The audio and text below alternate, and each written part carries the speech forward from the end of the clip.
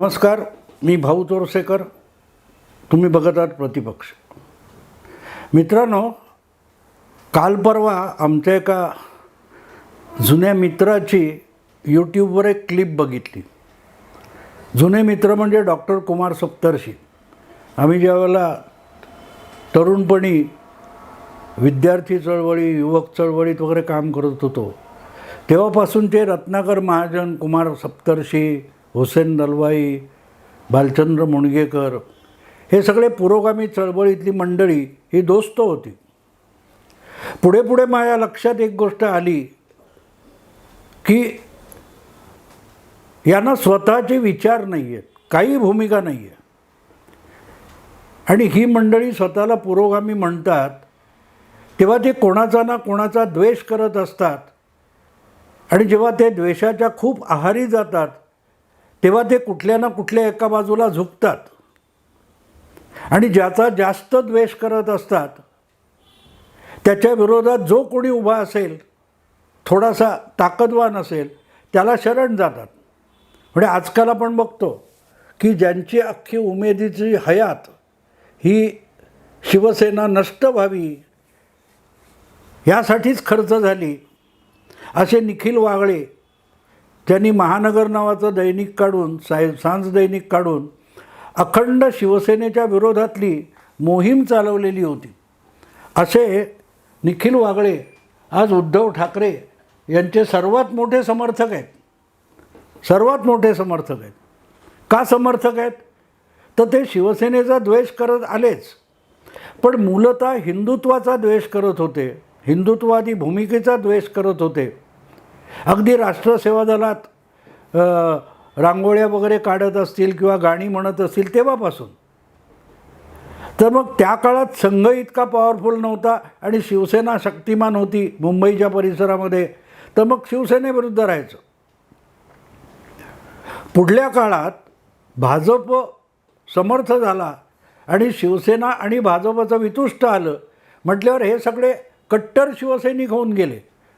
म्हणजे आज मला गंमत वाटते की उद्धव ठाकरे किंवा संजय राऊत पण जितक्या आवेशामध्ये शिवसेना समर्थन करू शकणार नाहीत, त्यापेक्षाही शिवसेनेची वकिली निखिल वागळे करतात.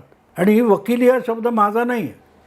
ज्यावेळेला मी मार्मिकचा संपादक होतो किंवा मार्मिकमध्ये म्हणजे मार्मिकचा कार्यकारी संपादक होतो किंवा नंतरच्याही काळात मार्मिकमध्ये यांच्या शिवसेना संपवण्याच्या उचापती ज्या होत्या त्यावर मार्मिकमध्ये लिहित होतो, तेव्हा शिवसेनेचे वकील भाऊ तोरसेकर अशी माझी हेटाळणी जे निखिल वागळे करत होते ते आज उद्धव ठाकरे यांचे वकील झालेले आहेत. नशीबच त्यांना थेट सुप्रीम कोर्टात उद्धव ठाकरेंनी उभं केलं नाही, नाहीतर एवढ्यात शिवसेना उरली सुरली पण लिगली संपली असती. असो.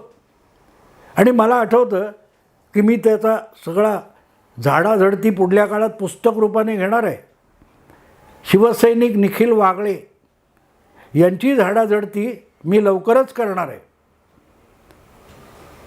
तर निखिल वागळे यांनी मार्मिक महानगर या दैनिकाच्या माध्यमातून शिवसेना फोडण्यासाठी काय काय उचापती त्यांचा प्रमुख वार्ताहर कपिल पाटील करत होता याच्यावर कपिल पाटीलचे भांडण झाल्यानंतर लिहिलं. त्या सगळ्याची झाडाझडती तुम्हाला लवकरच वाचायला मिळेल मित्रांनो, कारण प्रतिपक्ष आता प्रकाशन संस्था सुरू करतोय. असो. तर असे जे लोक असतात ना, याला हमास म्हणतात. आपल्याकडे जे आपण गेले इस्रायल आणि इस्रायल युद्ध किंवा असं काय ऐकतोय ना, हमास इस्रायल, त्याच्यामध्ये पॅलेस्टाईनी फिलिस्तिनी बोलतात. ते फिलिस्तिनी आणि हमास याच्यामध्ये फरक आहे. फिलिस्तीन किंवा पॅलेस्टाईन म्हणून जो काय प्रकार आहे तो एक सामान्य नागरिक आहेत आणि हमास ही त्यांच्यातली अतिरेकी संघटना आहे. ही गल्लत पुरोगामी नेहमी करतात.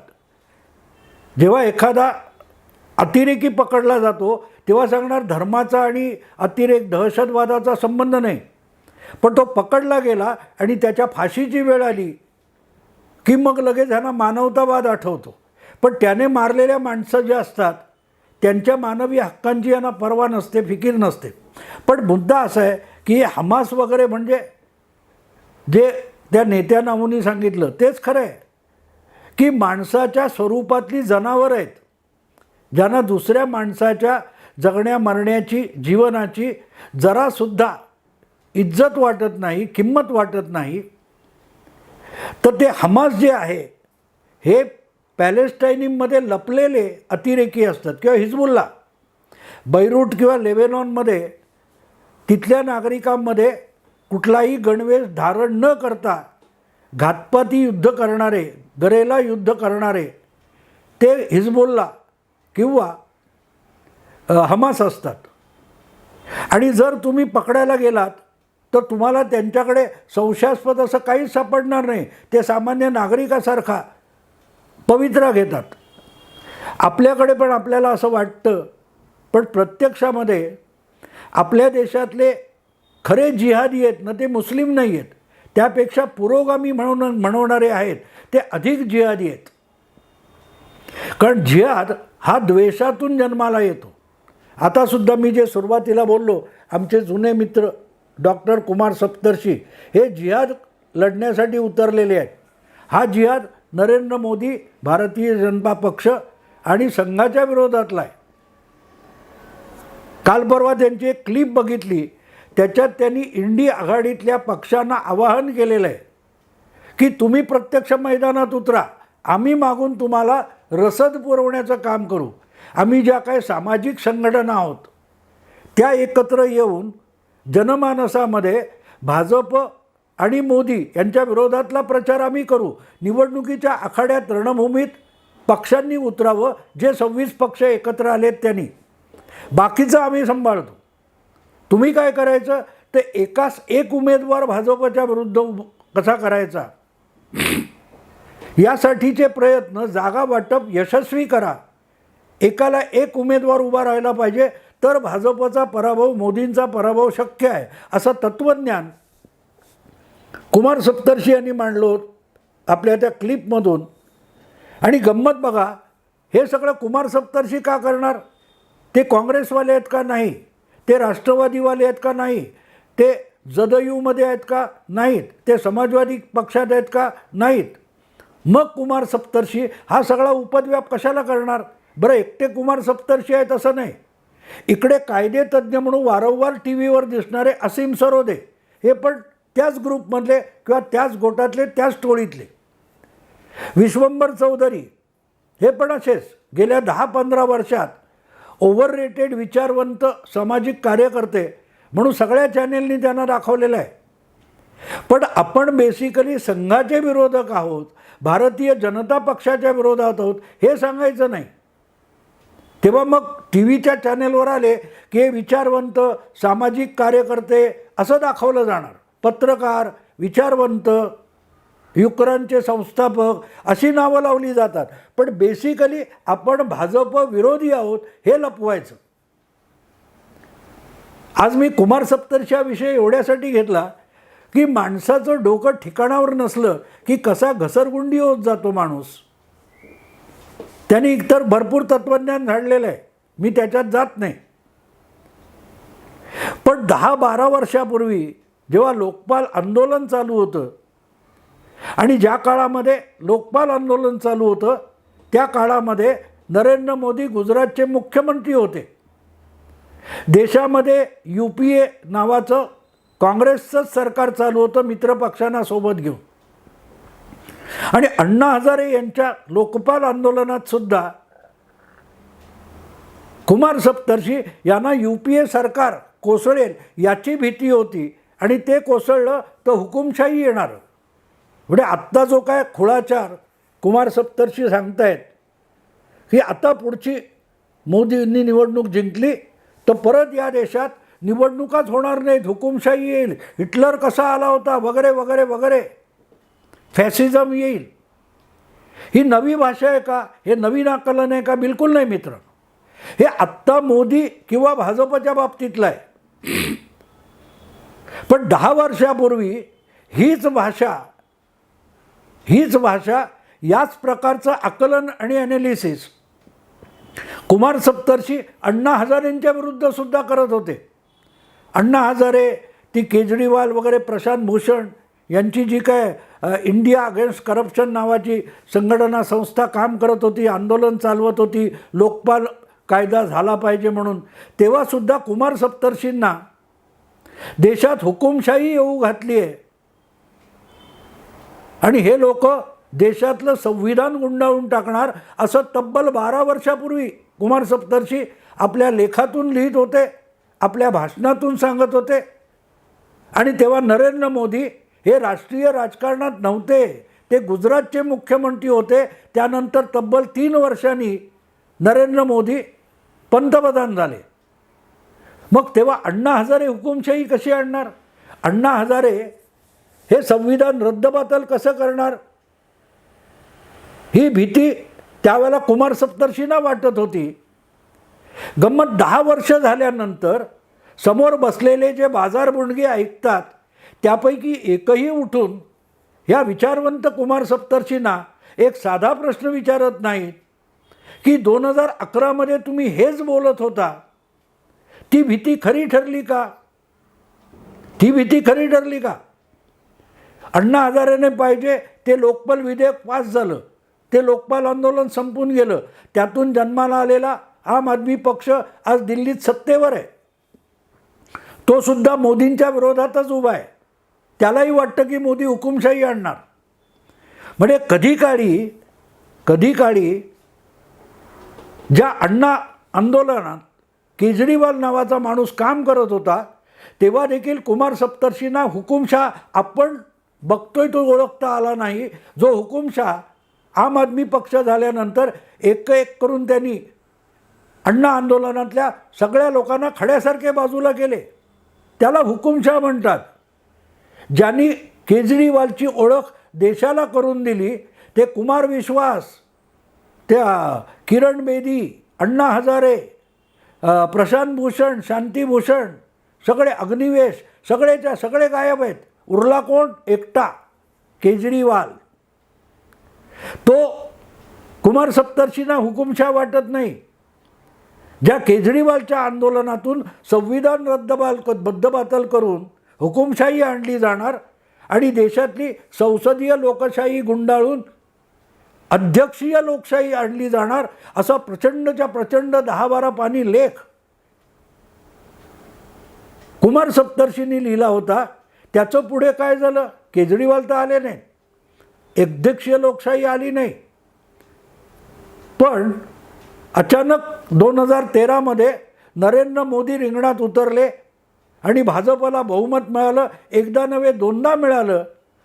तोपर्यंत कुमार सप्तर्षी हे कुंभकर्णाच्या भूमिकेत जाऊन ढाराढूर झोपलेले होते.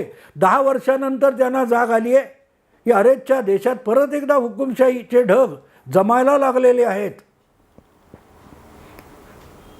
बिचारे अण्णा हजारे तेव्हाचे हुकुमशाह, कुमार सप्तर्षींचे तेव्हाचे जे हुकुमशाह होते आणि त्याने फार सुंदर वर्णन केलं होतं की हा सगळा अरेरावी अहंकार येतो कुठून? तर लोक जेव्हा पाया पडायला लागतात तेव्हा पायातून डोक्यापर्यंत अहंकार जातो वगैरे वगैरे, मनोविश्लेषण वगैरे. त्या लेखातून, सत्याग्रही नावाच्या लेखातून कुमार सप्तर्षींनी केला होता. त्याचं पुढे काय झालं? ते बाजूला बसणारे असीम सरोदे असतील किंवा आणखीन कोण, ते श्रीपाल सबनीस असतील किंवा तुमचे विशंबर चौधरी असतील, यापैकी एकाने कानात तरी प्रश्न विचारावा की कुमार सप्तर्षींना, बाबा रे 12 वर्षापूर्वी ती जी हुकुमशाहीची भाषा तू बोलत होता अण्णा हजारेंच्या बाबतीत, त्याचं पुढे काय झालं? का आज अण्णा हजारे अडगळीत पडलेत?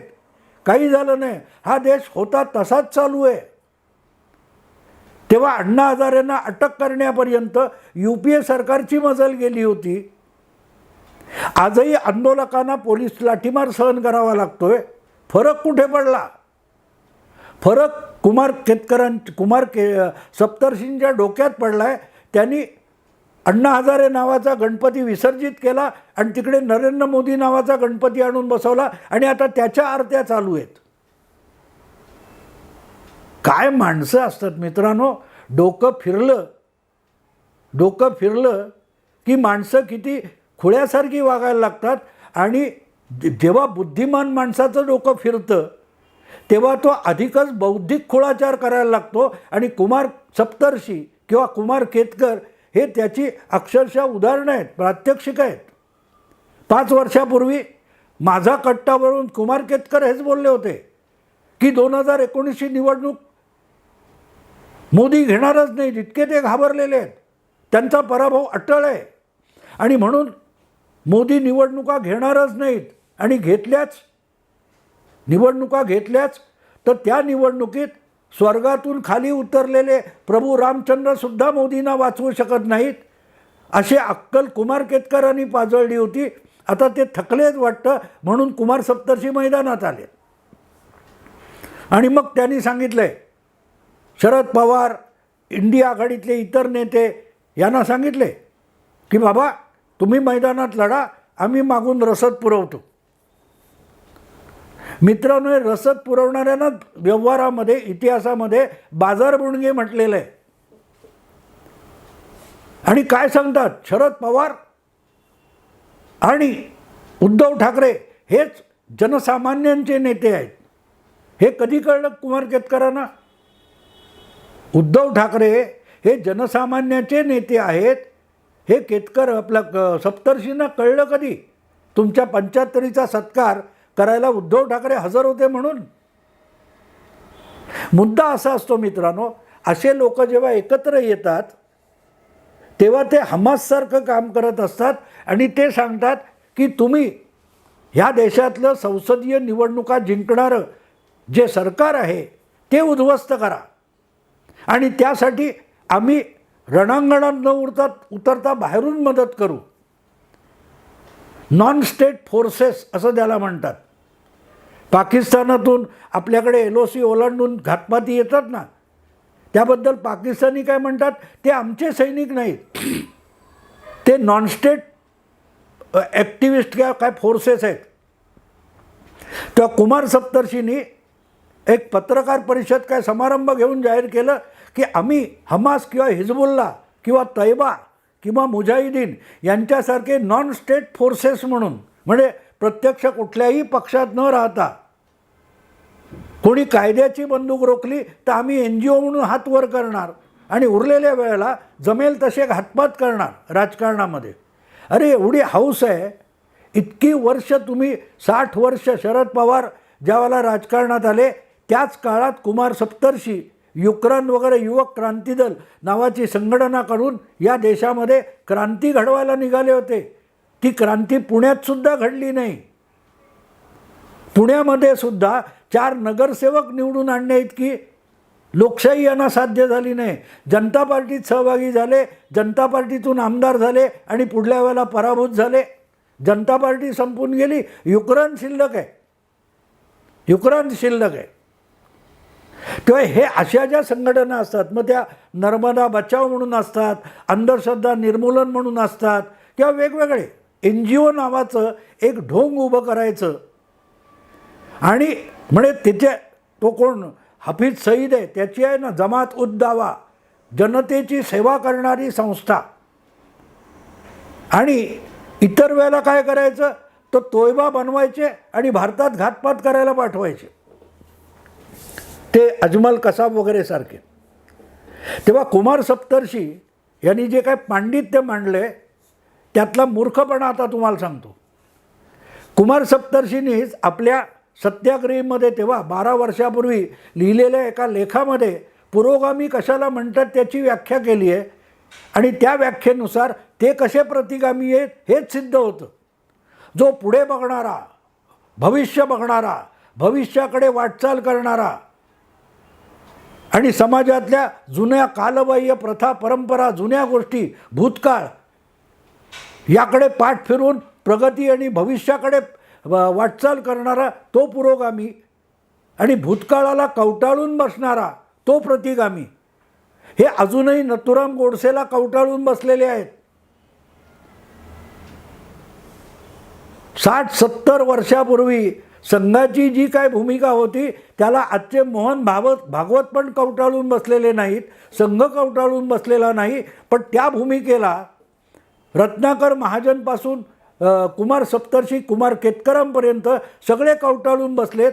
मग सांगा, भूतकाळाला कवटाळून बसणारा प्रतिगामी असेल तर कुमार सप्तर्षी कोण आहेत, कुमार केतकर कोण आहेत? असो, सांगायचा मुद्दा असा की हे थकले भागले आता म्हणतात की आम्ही सगळं इकडे सामाजिक संघटना वातावरण निर्मिती करू, तुम्ही सगळ्यांनी एकास एक उमेदवार उभा करा आणि मोदीला हरवा, हम कपडा संभालने को बैठे. हे हमास आहेत, हे हिजबुल्ला आहेत. कारण जेव्हा भाजप अंगावर येईल, कायदा अंगावर येईल, तेव्हा हे म्हणणार आम्ही कुठे आहेत, आम्ही विरोधी पक्षात नाही, आम्ही राजकारणात नाही, आम्ही स्वयंसेवी संस्था चालवतो. पण ज्या वेळेला राजकारणाची तुंबळ लढाई सुरू होते तेव्हा हे घातपात करायला पुढे असतात. आणि ते तर जाहीरपणे सांगतायत की तुम्ही एकाच एक उमेदवार उभे करा, बाकी सामाजिक संस्थांची आघाडी उभी करून आम्ही तुम्हाला रसद पुरवू. आणि म्हणून मी त्यांना इंडी आघाडीचे हमास, हिजबुल्ला, तोयबा असं नाव देतो. मित्रांनो, विषय आवडला लाईक करा, शेअर करा, सबस्क्राईब करा. नमस्कार.